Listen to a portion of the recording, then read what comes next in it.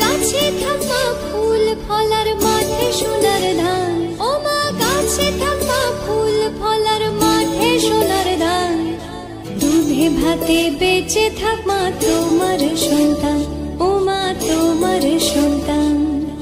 এসো মা লক্ষ্মী, এসো মা লক্ষ্মী, এসো মা লক্ষ্মী।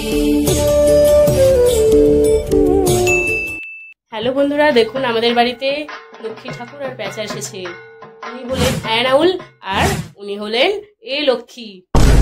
এ লক্ষ্মী, এ লক্ষ্মী, এ লক্ষ্মী। এ লক্ষ্মী কি বললি? এ লক্ষ্মী মা লক্ষ্মীর সামনে এসে ভুলবার ইংরেজি বললি না? জানিস না এ লক্ষ্মী হয় না?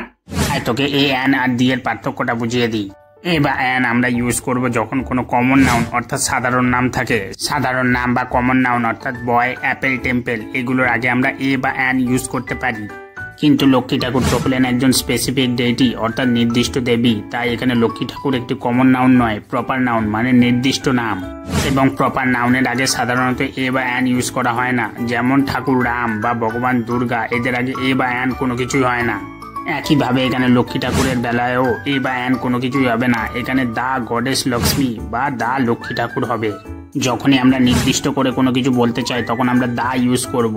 এখানে লক্ষ্মী ঠাকুর নির্দিষ্ট দেবী, সেই জন্য দা লক্ষ্মী ঠাকুর ইজ কারেক্ট। এবং এই লক্ষ্মী ঠাকুর তুমি যেটা বললে একদমই ভুল। লক্ষ্মী ঠাকুরের সামনে ভুলভাল ইংরেজি বলার কান কামড়ে খেয়ে নাও। বাবা রে, পালাও।